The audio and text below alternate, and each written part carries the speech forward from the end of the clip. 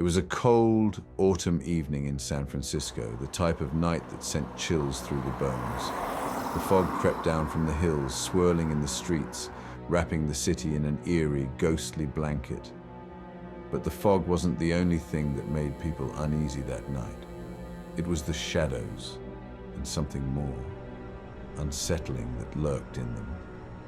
It started innocently enough. Sarah and her friends had been out enjoying the nightlife in the bustling heart of the city. The bars, the chatter, the music.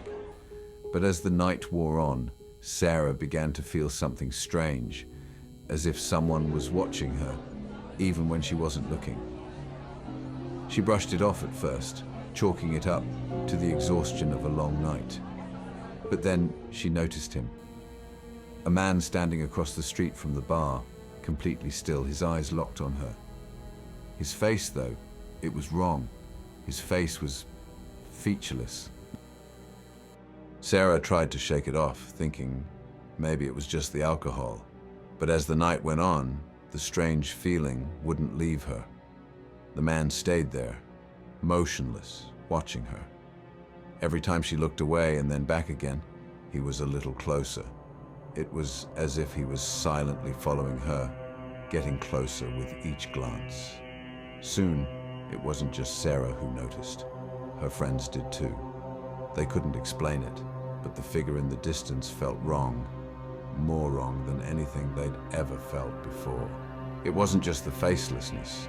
There was a deep, almost primal sense of dread surrounding him.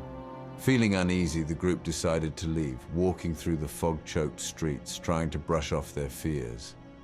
But as they moved, the figure moved too, always a step behind. Sarah felt the hairs on the back of her neck rise. She glanced over her shoulder. He was still there, watching them from the distance. His body was rigid, as though he wasn't fully human. Then he began to follow them, walking at an unnervingly slow pace.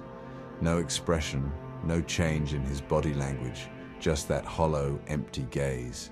They began to quicken their steps. Then Sarah felt something even worse, the feeling that for the first time in her life she was being hunted. They reached a dead end, an alleyway that was too narrow to turn around in. Panic set in. The sound of footsteps behind them grew louder, closer. When Sarah turned to face the alley, the faceless man was right there, standing at the entrance, blocking their way. His movements were slow, deliberate, as if toying with them. And then, something happened that made Sarah's blood run cold.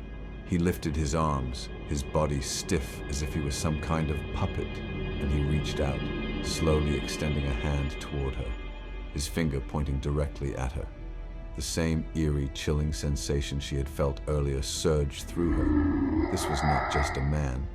This was something else. In a burst of adrenaline, Sarah shoved her friends aside and bolted down the alley, barely looking back.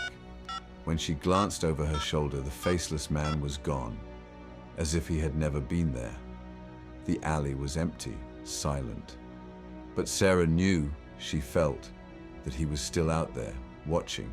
She had escaped for now, but she knew he was not finished with her. Later that night, as Sarah sat in her apartment trying to shake the memory from her mind, she saw something that made her heart stop. A message on her phone from an unknown number, a single chilling sentence, "I'm still here." Sarah never left her apartment that week. She couldn't bring herself to. She couldn't look outside, couldn't even check the door. She knew he was out there, waiting. And one thing was certain.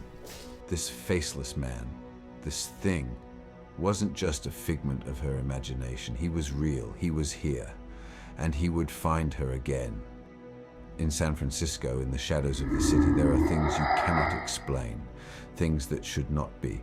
And for Sarah, she had learned that some things are better left unseen.